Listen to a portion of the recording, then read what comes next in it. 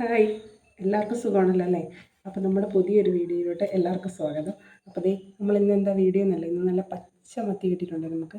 അപ്പോൾ നോക്കി പച്ചമത്തി നല്ല കാന്താരിയിട്ട് പറ്റിക്കാം. അപ്പോൾ നമ്മുടെ മത്തിയൊക്കെ വെട്ടി നല്ല സുന്ദര കുട്ടന്മാരാക്കി എടുത്തിട്ടുണ്ട്. അപ്പം ഇനി ഒന്ന് രണ്ട് വട്ടം കൂടെ കഴുകണം, പുളിവെള്ളത്തിലൊക്കെ ഇടണം, എന്നാലേ എൻ്റെ ഒരു ഇതൊക്കെ പോകത്തുള്ളൂ, ഉളുമ്പൊക്കെ. അപ്പോൾ അതിന് വേണ്ടി കാന്താരിയും ഇഞ്ചിയും ചുവന്നുള്ളി ഞാൻ കാണിച്ചില്ല കേട്ടോ, ചുവന്നുള്ളി പൊളിച്ച് വേറെ വെച്ചിട്ടുണ്ടായിരുന്നു.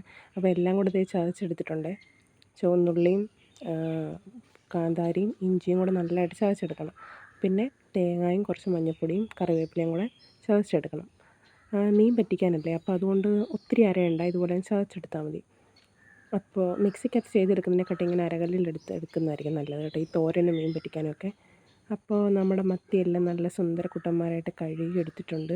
അതായത് നമുക്ക് ചട്ടിക്കകത്ത് ശകലം എണ്ണ ഒഴിച്ചിട്ട് ഇങ്ങനെ ചട്ടി ചുറ്റിച്ച് കൊടുക്കാം, അല്ലെങ്കിൽ ഇങ്ങനെ കങ്ങും അങ്ങനെ പറയുവേ. അപ്പോൾ നമുക്ക് ഈ അരച്ച അരപ്പൂടെ ഇട്ട് കൊടുക്കാം. ചിലയിടത്ത് ഇതിന് മീൻ തോരൻ എന്ന് പറയും, ചില മീൻ പീരയെന്ന് പറയും. നമ്മളിവിടെ മീൻ പറ്റിച്ചതെന്നാണ് പറയുന്നത്. അപ്പോൾ ഇങ്ങനെ വെള്ളയും പറ്റിക്കും, പച്ചമുളക് ഇട്ട് അല്ലാതെ മുളക് പൊടി ഇട്ട് റെഡ് കളറിലും പറ്റിക്കും. ചുവപ്പ് മീൻ പറ്റിച്ചത്, വെള്ള മീൻ പറ്റിച്ചത്. അപ്പോൾ നമ്മുടെ പ്രത്യേകിച്ച് മത്തി ഇങ്ങനെ കാന്താരിയിട്ട് പറ്റിക്കുമ്പോൾ ഒരു അടിപൊളി ടേസ്റ്റാട്ടോ.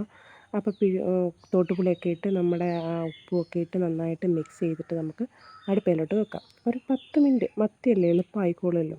ഒരു 10 മിനിറ്റൊക്കെ ആകുമ്പോഴത്തേനും നമ്മുടെ മത്തി പറ്റിച്ചത് റെഡിയായി. അപ്പോൾ വീഡിയോ ഇഷ്ടപ്പെട്ടാൽ ലൈക്ക് ചെയ്യണം, കമൻറ്റ് ചെയ്യണം, സബ്സ്ക്രൈബ് ചെയ്യണം. ടാറ്റാ.